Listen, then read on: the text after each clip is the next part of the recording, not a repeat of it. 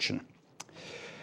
It seems to me that among those who watch Nigeria in this country, events since 2006 or so have produced two broad narratives, one or the other of which is broadly accepted in at least some form, and both of which can obscure reality and understanding of an extremely complex country if they are taken too far.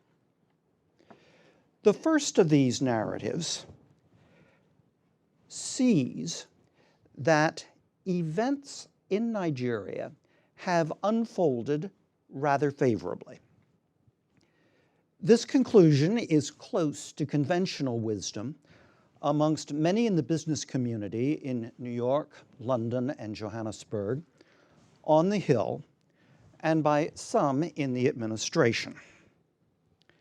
Some of the highlights of this narrative are that President Yar'Adua's illness that took him to Saudi Arabia raised fears of a military coup, but Vice President Goodluck Jonathan emerged to fill the power vacuum. First, he was an acting president. Then he was the constitutional successor after President Yar'Adua's death. And finally, he was elected chief executive in the 2011 elections. From this perspective, the political system worked.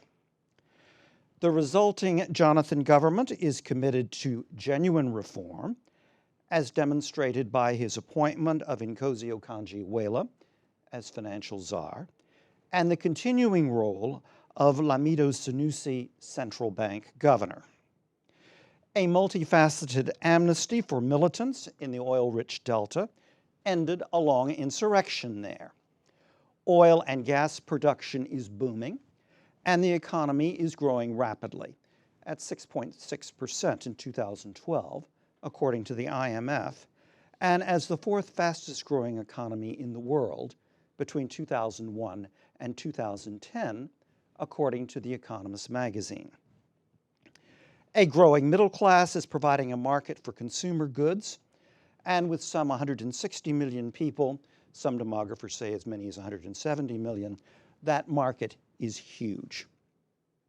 There is money to be made by foreign investors in Nigeria. One serious specter still haunts the country: the expansion of the Islamic terrorist group Boko Haram with global connections.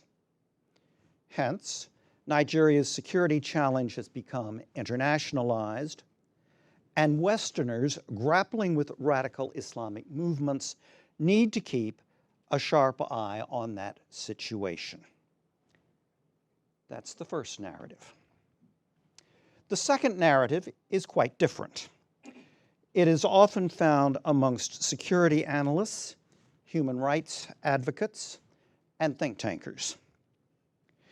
It posits that, despite a veneer of democratic institutions, Nigeria suffers from dysfunctional governance, and too often the rule of law is absent.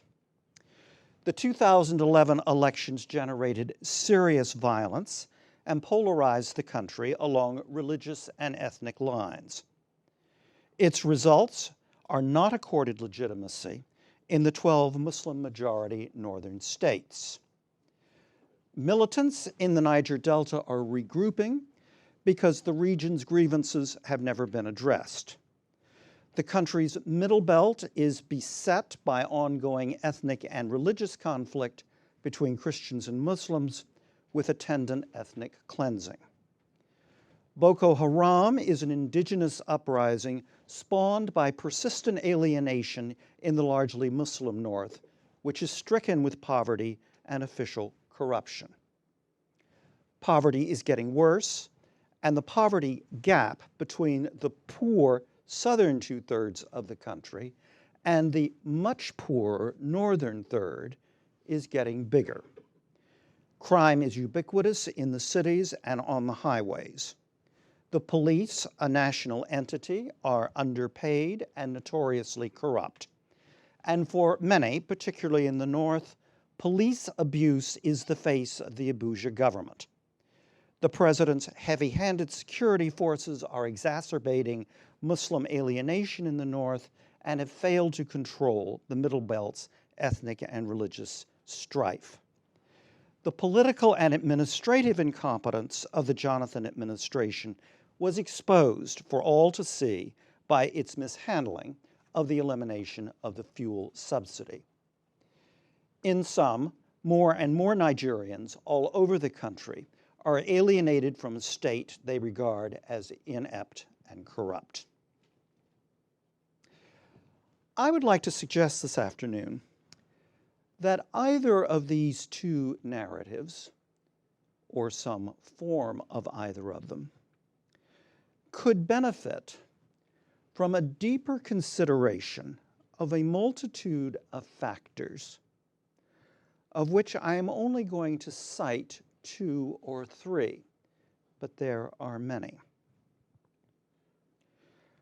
Perhaps most relevant for we outsiders, especially for we Americans, is the extent to which our image and understanding of Nigeria is based on Lagos.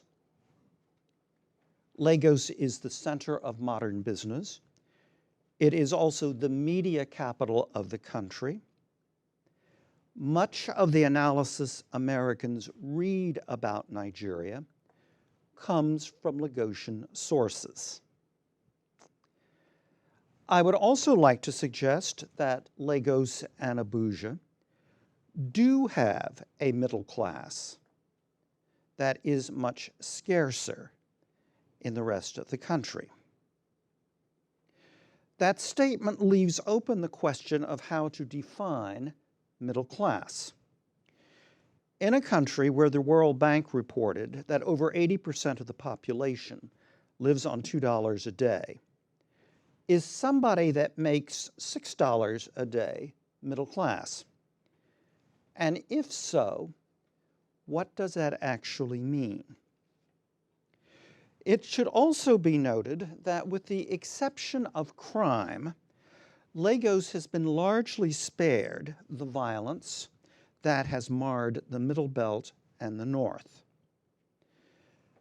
The Yoruba people, the majority of the Lagos region's population, embraces both Christianity and Islam. They intermarry. They celebrate each other's holidays. It can be very different in other parts of Nigeria. Lagos is big and it's important. 17 million people, that's probably an underestimate. And Lagos is booming, especially in real estate and construction. But Lagos is not most of Nigeria. Even less so is Abuja, which US officials tend to visit. Central Abuja has been described as a national GRA, recalling the days when British officials lived in a single neighborhood. Things work pretty well, and where they don't, there are workarounds. Everybody has generators, and water is trucked in if it's necessary. However, surrounding Abuja are suburbs with some 7 million people. Conditions there can be more characteristic of other parts of the country, but US visitors seldom venture there. So, except for the experts, most of us do not know much about Nigeria, and what we do know is mostly based on Lagos and, to a lesser extent, Abuja. And neither of those cities is representative of the country. That's the first point. The second point is that The hatred of many Nigerians for government authority seems incontestable. It is not new. It dates at least from colonial times. Governments have always been seen as fundamentally repressive, some much more so than others. However, what may be new is a government's increasing inability to provide for the security of its citizens, as illustrated by Boko Haram, ethnic strife in the Middle Belt, and the prospect of renewed unrest in the Delta. Or even worse, that government security forces are sometimes creating insecurity, particularly at checkpoints or where military units are deployed. However, we should think about how much all of this actually matters. It might be argued that for most Nigerians, the primary interface is with local government and the police, not the state governments and not the federal government. As for the former, their interface with local governments, we know remarkably little about the texture of that relationship, which certainly varies tremendously across the 774 local government areas. As for the latter, the police, however, it is clear that they are underpaid, undertrained, and stretched too thin, and are seen by many Nigerians as essentially predatory. And in some of the big urban areas, the police cannot control crime. A consequence can be vigilante justice. A third factor is the persistence of ethnic issues and the fact that they mutate, they change over time. Here, I would like to suggest our knowledge is especially thin. Let's look at Boko Haram. It is conventional wisdom that it has its origin, it is based amongst the Kanuri people, and that in the northeast, the area around Maiduguri, Islam is very different from that of the Emirates further west. My first question would be, is it? How different is the role of the Shehu of Bornu from that of the Sultan of Sokoto? And with respect to politics and security, how important are those differences? I don't know. But there is plenty of anecdotal evidence that Boko Haram preachers are operating in the Emirates and that Hausa-speaking Fulani are open to their message. Are the differences between the Kanuri and the Fulani in this context so important? After all, both Kanuri Maiduguri and Fulani Kano are venues of Boko Haram operations. There is also the awkward question of just how much popular support or acquiescence Boko Haram enjoys. Various alleged spokesmen for Boko Haram have argued that it is significant that Boko Haram adherents are able to melt into the general population. And indeed, that certainly happens. Add to that people are often frightened of the security services. And so far as I know, local people are not denouncing Boko Haram in large numbers to the authorities. And then there are Boko Haram's victims: police, soldiers, government officials, members of the Islamic establishment who allegedly have sold out. We can get our minds around that, horrible though it is. But what about the identity of the Christian victims? Here and there, in the Nigerian media, there are hints that the victims are mostly Igbo or from minority ethnic groups in the north.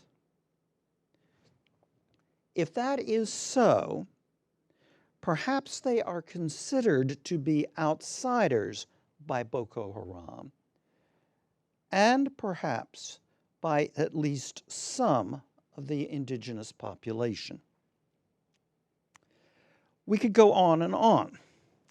I have said not a word about outside possible influences on Boko Haram, or about the role of social media, or the impact of Pentecostalism, or questioned how much impact the Nigerian diaspora really has on what happens, or even on how much leverage the US has when it comes to internal developments in Nigeria.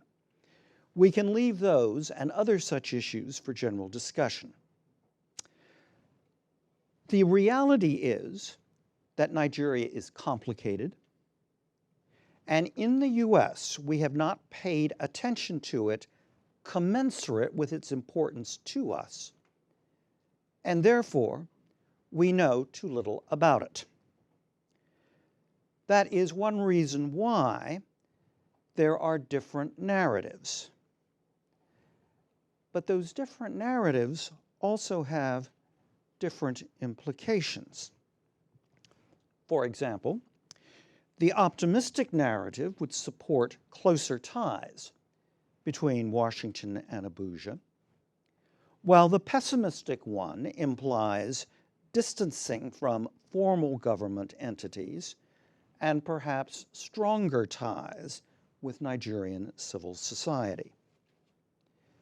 Either way, we face the challenge of developing a policy response to Nigerian developments that reconcile our strategic interests with our abiding goal of promoting democracy and sustainable development in the giant of Africa.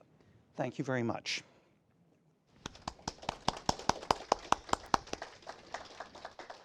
Thank you. No, turn. Peter? Thank you.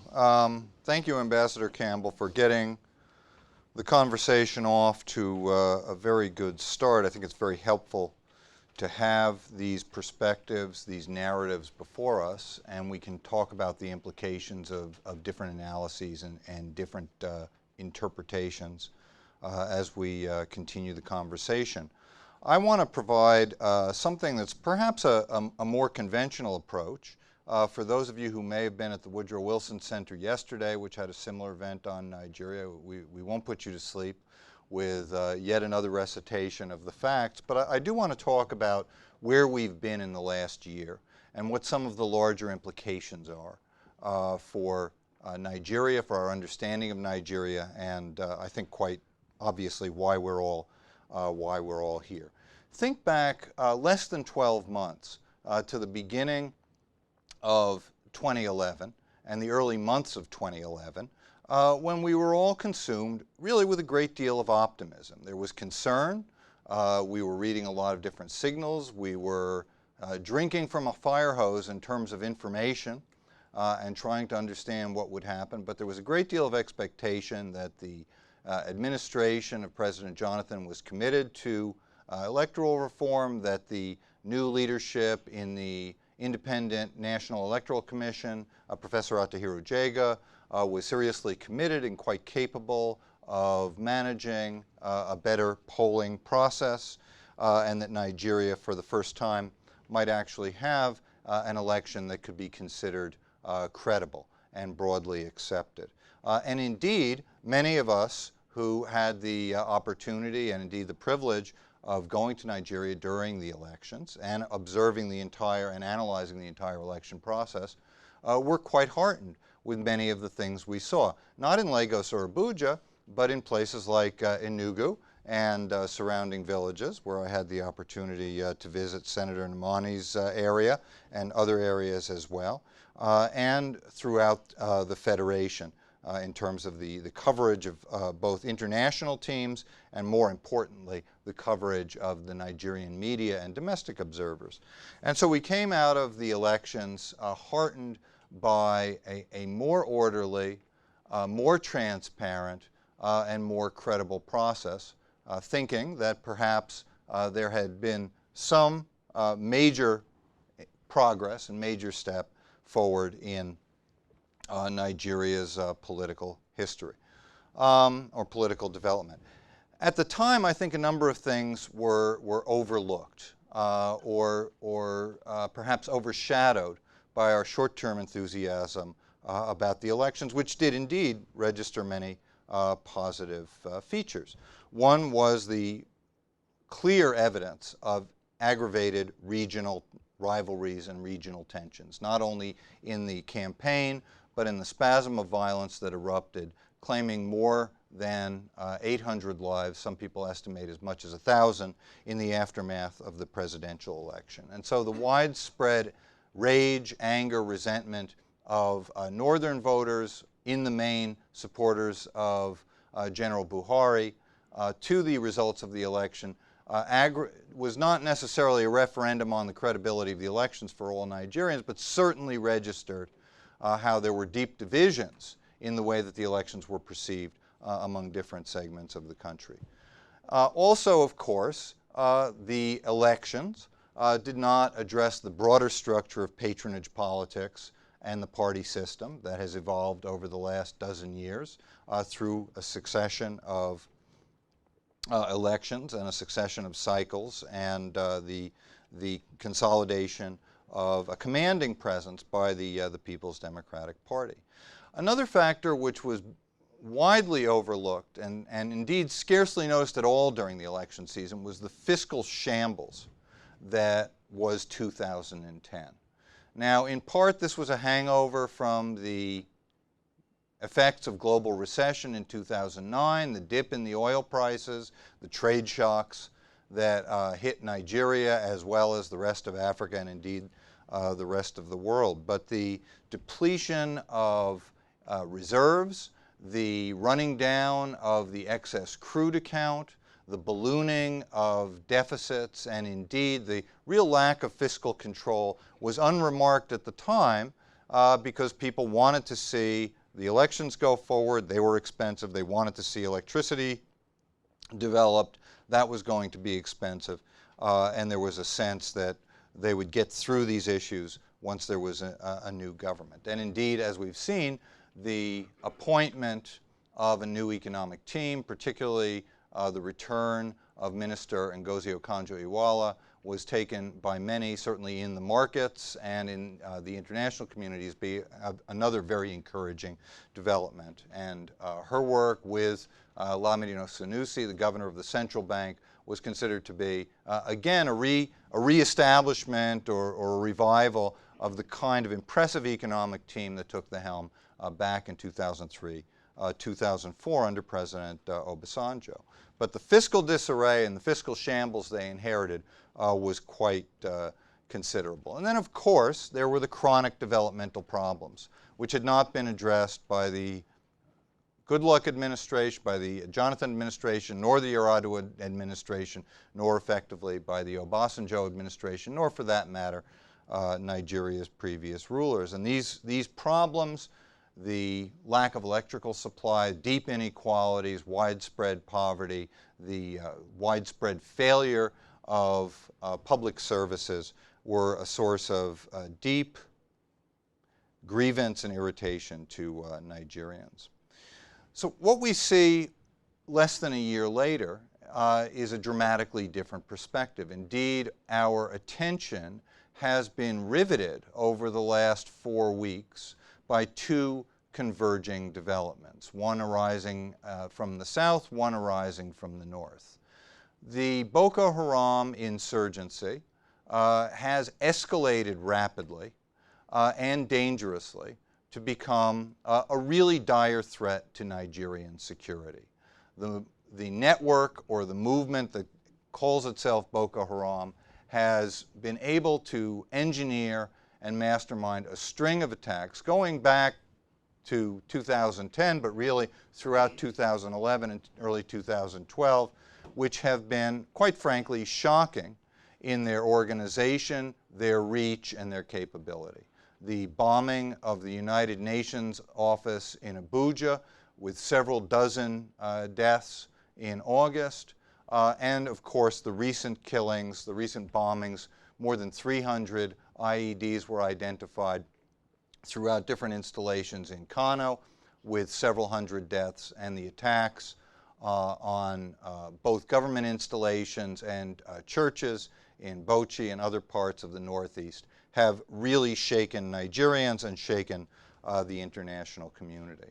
And that has converged with an upswelling of popular rebellion and popular protest, we might say, in response to the government's announcement of a removal of the fuel subsidy on January 1st, which led to weeks of strikes and protests, intensive and rather rushed negotiations with key protesters and the labor unions, and a government compromise for the time being, with promises of further reform and efforts to try and rethink and perhaps reintroduce the measure in a more calibrated way. But each of these, in different ways, speaks to problems of governance and challenges of effective leadership and effective administration from the center. And I want to quickly talk about both of them. And again, no need to go over the details which have been elaborated here so well today, but simply to say that Boko Haram goes back about a decade in the Northeast, with its base in Maiduguri, but also bases in Yobe and Bauchi and Borno states, throughout Borno State. But the current militancy and the armed confrontation with government really dates from 2009, when security forces, fearing that Boko Haram was arming itself, attacked the various installations of Boko Haram in Maiduguri, killing Muhammad Yusuf in what has become called by some an extrajudicial killing, and killing several hundred other followers and scattering the rest of the movement. The movement regrouped and came back with a vengeance in 2010, and as we have described, escalated its attacks in 2011. As Ambassador Campbell has described, our knowledge of Boko Haram, its organization, its leadership, its goals, is murky. Some people believe that it is a coherent Islamist movement with a clear Salafist ideology, a leadership, a network, and a set of goals, which are often described as being the imposition of Sharia law across the north, or what some adherents would call true Sharia rather than political Sharia, as imposed by or introduced by the governors a decade ago, and the communal cleansing of many parts of the Northeast of Christians and Igbos. Again, it's not at all clear that those are stated or coherent goals. The groups that have staged attacks over the last year and a half, calling themselves Boko Haram or claiming to be Boko Haram, have committed bank robberies, have staged jailbreaks, have attacked Christians, have attacked Muslims, have attacked members of the government and the security establishment. Just in the Kano bombings a week ago, we saw the immigration office, police installations, and other offices attacked. Some elements of Boko Haram, or again claiming to be Boko Haram, claim that they have links to al-Shabaab in Somalia and al-Qaeda in the Maghreb, which ranges throughout the Sahel. More recently, Abu Kaka has claimed that the movement has direct ties with al-Qaeda in the Arabian Peninsula. The organization founded and identified with Osama bin Laden. And they have also publicly claimed that they got direct training from the al-Qaeda in the Arabian Peninsula during a Hajj or a mini Hajj to Mecca, as if they could just sort of take a little side trip and get training in Saudi Arabia from al-Qaeda. So there is a lack of clarity here, and indeed in some ways a lack of credibility. What is clear is that there is a Salafist stream, which I think is quite distinct from the Emirates, both in political structure and in its religious origins, that the Salafists and earlier millenarian movements such as Maitatsine did have a purchase and a foothold in Maiduguri, and that it is, I think, not accidental that this is taking place in an isolated and marginalized and exceptionally poor segment of the North, where there is a large reservoir of unemployed young men, deep alienation from the central government, and a reserve or an upswelling of anger in response to the elections. We can say that it's legitimate or that it's not legitimate, but I think those are the taproots of where the movement comes from. And in addition, there are opportunistic elements who may be latching on to these activities for their own purposes. It is not a coherent movement, it does not have a clear leadership, and it does not have broad-based popular support. But it is lethal, it is well organized, and it is clearly a movement that resonates with a broader proportion of the Nigerian public. This is not to say that they support an Islamist insurgency in Nigeria, but it is to say that they resent heavy-handed tactics from the security forces. They identify with the narrative of corruption and arrogance and injustice in the social and political system. They resent the government trying to quash the movement, and they have some degree of sympathy for a Salafist view of religion.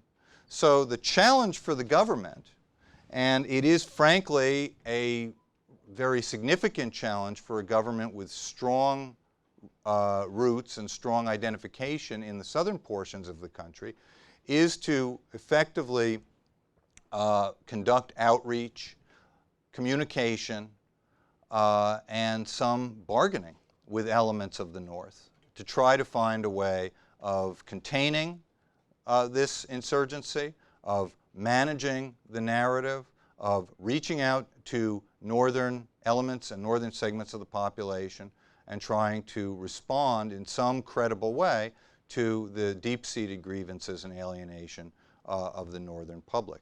So it's both a problem of conflict management, how you contain and manage this kind of movement, and a broader question of how you address the northern public or the northern masses. The fuel subsidy is a very different problem, a very different movement, but it equally taps into broad-based popular resentment about and public perceptions of corruption, distance, alienation, a lack of empathy, and problems of inequality and lack of opportunity. The government, the administration announced on January 1st that the fuel subsidy would be fully removed with immediate effect. This led, unexpectedly, not only to a doubling of the fuel price at the pump, but to a doubling of prices across the board, rippling throughout the economy. Food prices doubled, transport prices doubled everywhere.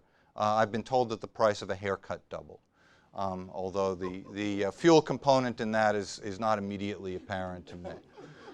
One person has called this, and I think it's reasonable to use this term, opportunistic inflation.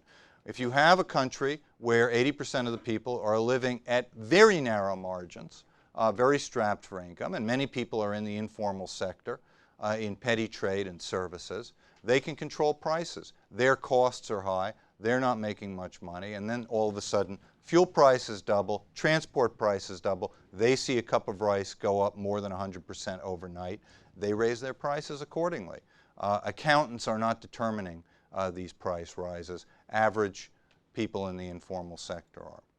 So the effects of rippling price rises and the government's sudden announcement of the measure and a scarcely credible explanation of why this was a good policy, all led to an outburst of popular resentment.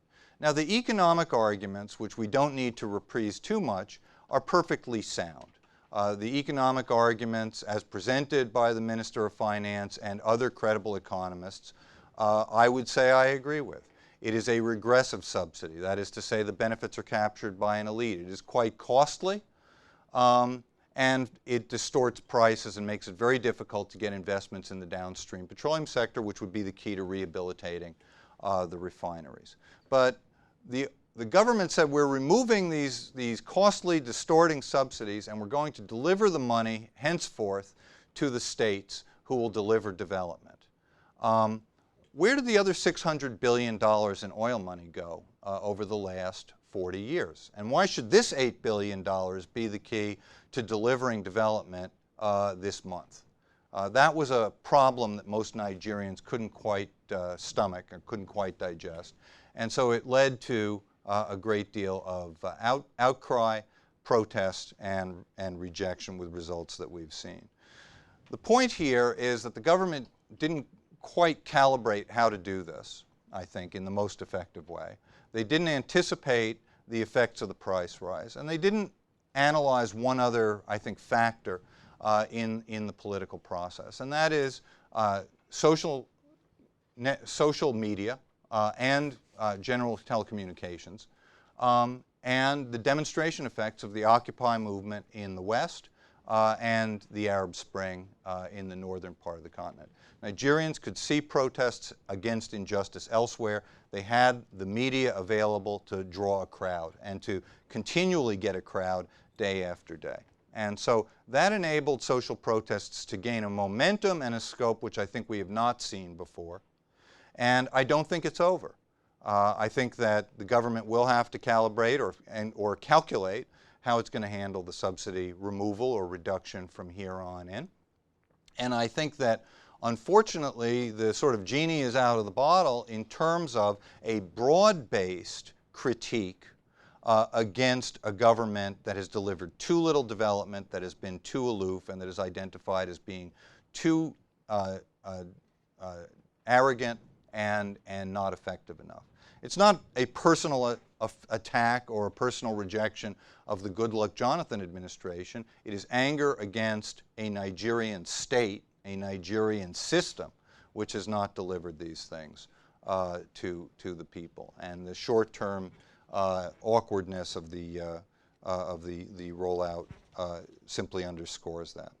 So, just to conclude, these are two very different things. One, the northern insurgency comes from a very different place with an entirely different agenda. It's a very narrow parochial, communal agenda in the north. It's a broad civic agenda and a social justice agenda and an economic protest agenda in the south. But they both tap into deficits of governance, problems of inequality and development, and they raise very fundamental challenges for the Nigerian regime and the Nigerian state at this time. Okay, thanks. Thank you, Peter. Last but by no means least, Philip. Okay. Look, it's really difficult to follow Ambassador Campbell and Peter Lewis when talking about Nigeria, but I'm going to attempt to follow up on what Ambassador Campbell was saying about the different perspectives, because I think we're seeing them on the stage today. And I think that how people view Nigeria is so vastly, at a dissonance that you could say the one lot are living on Pluto and the other lot are living on Mercury. Pluto is a very cold, dark place. And viewed from there, Nigeria is an unmitigated disaster, a hell of endemic corruption, rigged elections, an incompetent, sectarian and predatory government. Residents of Pluto are always convinced that the country is just about to go over a cliff, and the evidence seems to bear out their worst fears. The vocabulary of the Plutonian or the plutocrat includes terms such as state failure and civil war. And it's very easy to move this analysis along and arrive at some very dire ideas about what's going on in Nigeria. Now, on the sunnier planet of Mercury, and I want to just explain a little bit about why there's this different perspective in the business centers, maybe of Johannesburg, London, and New York. I think it's partly because they don't think only about what is going on with the federal government. There's a lot of stuff that's going on in Nigeria that doesn't necessarily kind of happen, doesn't necessarily appear in the press on a daily basis, and it doesn't appear, and it's not spoken about a lot in forums such as these. And I think that it's important that we sort of knock some of that around. Okay, from Mercury, Nigeria is the waking giant of Africa. We've seen a decade of unparalleled growth, revolutions in retail, in mobile phones, in banking, and this has unlocked the dynamism of Nigeria's people and given rise to a great economic power that is only years away from surpassing my own country, South Africa, as the largest economy on the continent. It's the only sub-Saharan country that is rated by Goldman Sachs among the N11. That's the fastest emerging economies that are following in the tracks of Brazil, Russia, India, and China, and will be the drivers of global economic growth in the next 2 decades. What does more than a decade of plus 5% growth mean? Well, it has led to the rise of an emerging and assertive middle class. And how do we define the middle class? Now, if you look at a commercial company that comes in and basically defines it according to 5 income categories, A, B, C, D, E. So the A's are the very rich. The B's and the C's and the D's are what you could call Africa 2. And that's where, for those people who are looking at Africa and seeing the opportunities that Africa presents as consumers and not just simply as places to go to dig oil or gold or whatever, those are the people that they're aiming at. They're seen as active participants in a consumer economy. Now, of those, let's say, go back 10, 15 years ago, Nigeria had this tiny little sort of elite at the very top, unaccountable, doing its own thing, and then an enormous underclass at the bottom. And in the middle was the small middle class, civil servants, lawyers in Lagos or whatever. Now, what has happened in the last 10 years? What is this growth, this annual growth? What does this actually mean in terms of what Nigeria starts to look like? Well, I would say, and I'm also talking about what companies that are investing are looking at, the estimate is that upward of 40% of the population, that is more than 50 million people, have moved into what we call Africa 2. They're not middle class, they don't have swimming pools and nice houses yet, but they are an emerging middle class. That is, and I would say it's just about everybody between the elite and the underclass, and there's a vast number of people in that category. And they're people with disposable income, thus empowered as consumers, who increasingly pay taxes, thus empowered as citizens. They're not there by virtue of the patronage machine. So they're not intimidated by the state, and they don't feel that they are dependent or owe anything ultimately to it. They earn their keep. Many newspaper reports say, and we've heard this repeated constantly, the problem in Nigeria is poverty. Most Nigerians live on less than $2 a day. And it was precisely those kinds of figures that MTN, the mobile network that went into Nigeria a decade ago, questioned. They said, the World Bank says that people don't have disposable income. They're never going to want mobile phones. They're struggling to eat a bowl of rice a day. Today, there are 70 million cell phone subscribers in Nigeria. MTN has more customers and makes more money in Nigeria than in South Africa. And the merger between cell phones and banking, which is taking place as we speak, means we are just at the start of another revolution that could provide a bridge for that vast mass of capital in the informal sector, which is now a cash economy, to move in and out of the formal economy. And that too is an aggregator of development and demand.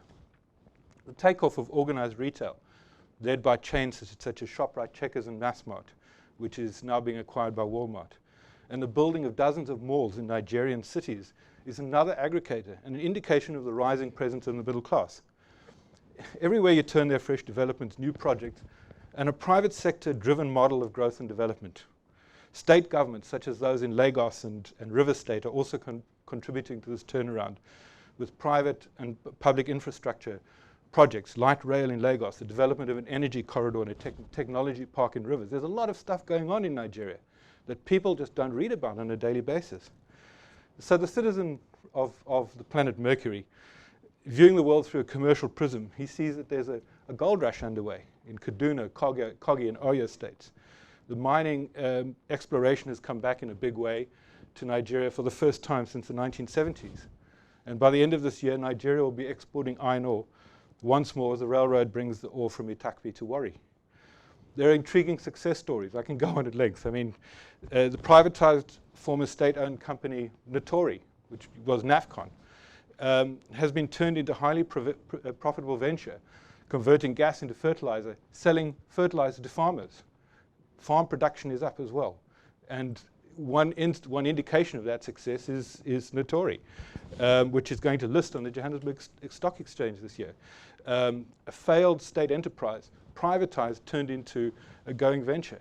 And this is not the only one. There are others like that. There are terrible failed stories as well. But these aren't the stories we don't hear about. Driven by a new generation of young entrepreneurs, many of them educated overseas and willing to go back. Unlike many other African countries, the Nigerians come out, they get their masters, they get their PhDs, and they go back to Nigeria. They invest and they build. And we've got I've seen many instances of this in people that I engage with. And this new generation, they're not parasites of the state. They don't rely on state patronage anymore. We've got this. You've got people who see themselves as businessmen as in anywhere else in the world. And because of that, I think Nigeria is changing before our eyes. And if we see only the kind of the chaos and the I guess the growth pains of this change, we're going to miss these other things. Just the other day, I came across a small Nigerian company that's developing compressed natural gas devices to replace the diesel generators at hotels and residences in Lagos. And that's a small step, but it presents us with the possibility of small-scale power to skirt around some of the massive infrastructure challenges that large-scale electricity generation presents. Nigeria is very bad at doing the big things, but they're sometimes very good at doing the little things. Anyway, we can talk all day about developments in the Nigerian economy.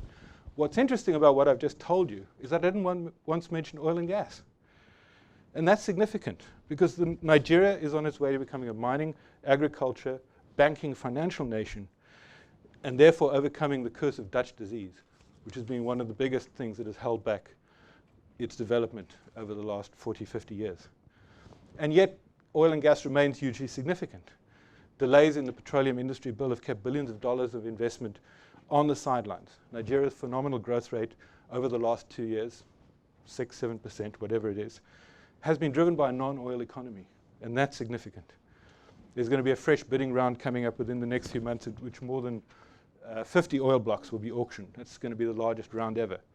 If the petroleum industry bill ever makes it, or even in smaller bite-sized chunks, investment is waiting to flow in from the international oil companies, mainly into the development of the offshore.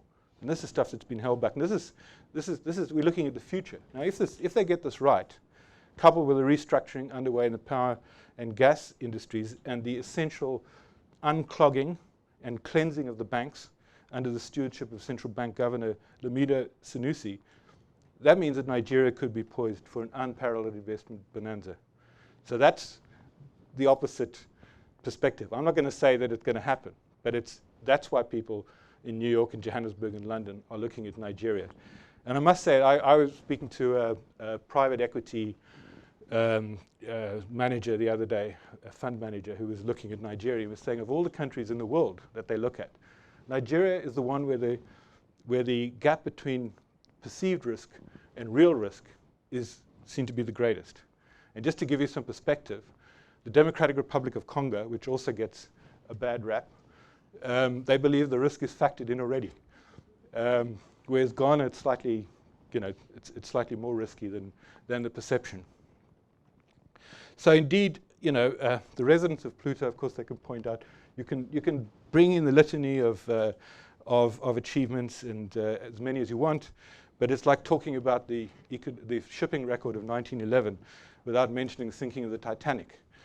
So basically, to get into that very quickly, the residents of Pluto can point out, indeed, that it's callous to talk about all these positive developments when hundreds of innocent Nigerians are being slaughtered in churches and at social gatherings, when there's a deep malaise and a real crisis going on out there. I think I'd just like to decouple the protests that followed the scrapping of the fuel subsidy in January with the actions of the Boko Haram, because even though they happened simultaneously, they're of a completely different order.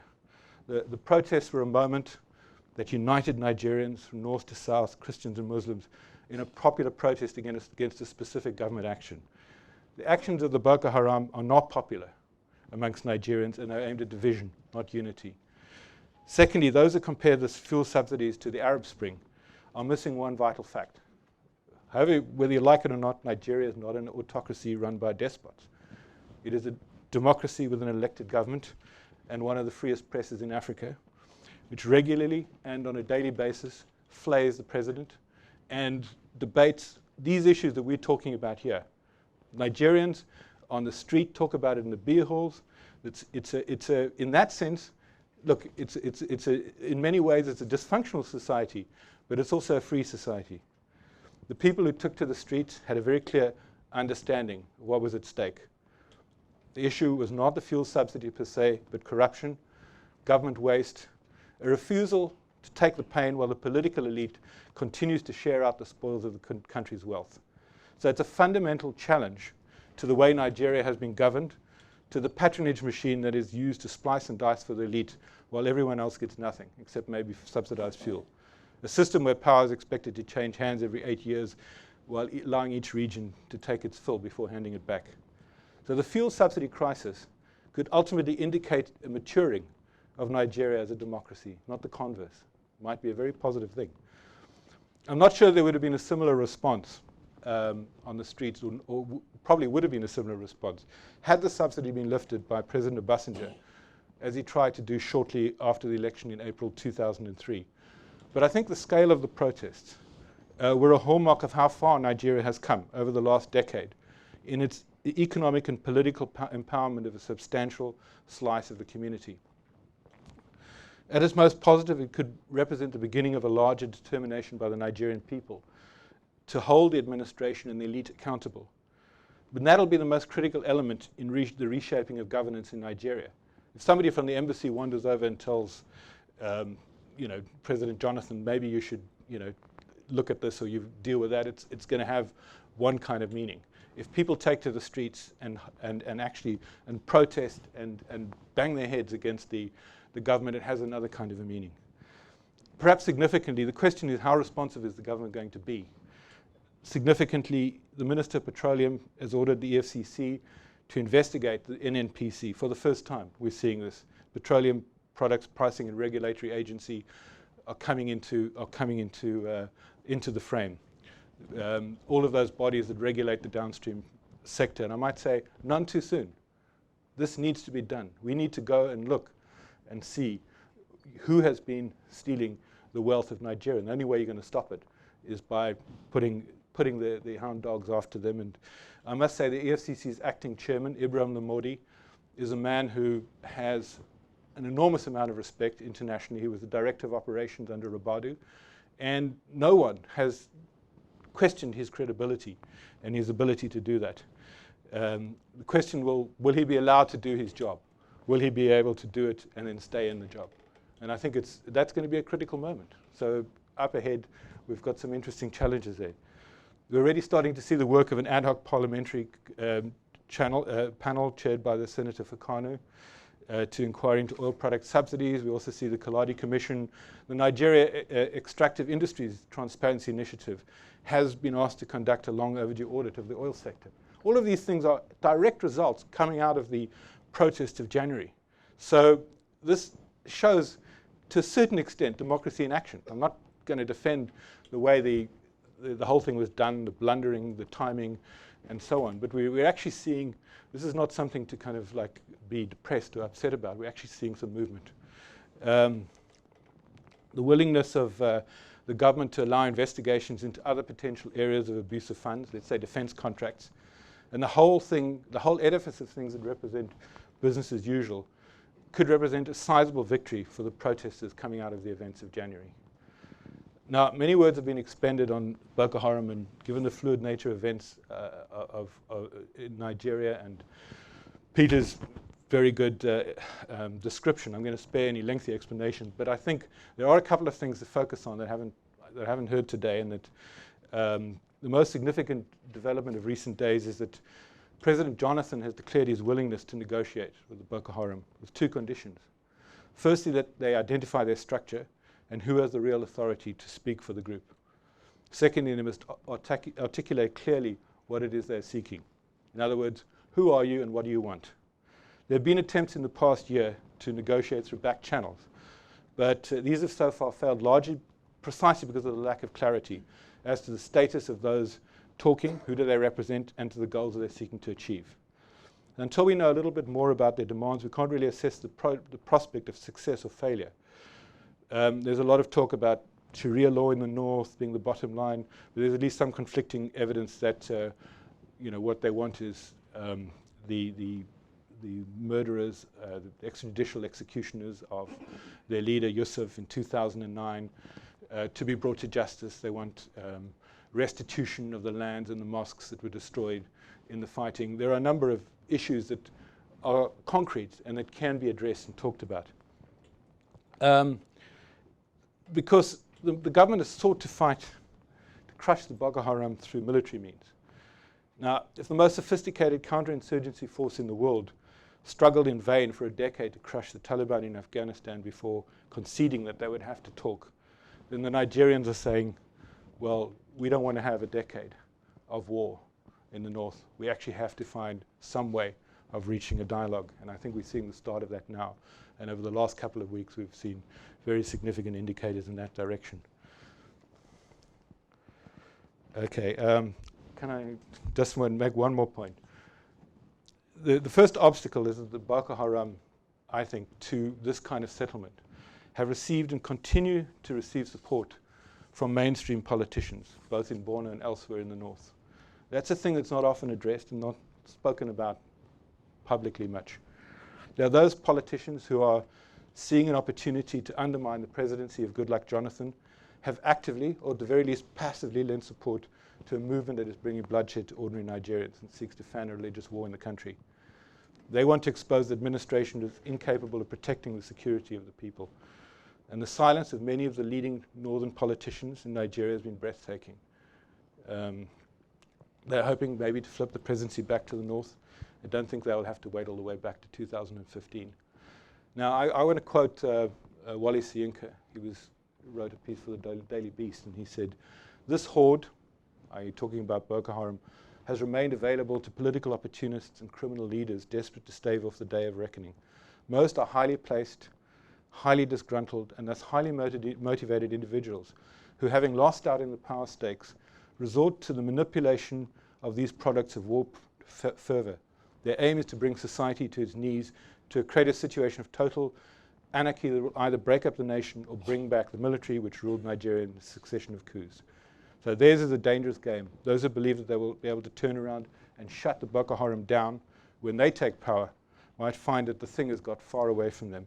An entrenched Al-Qaeda-linked insurgency in northern Nigeria will challenge any future Nigerian administration.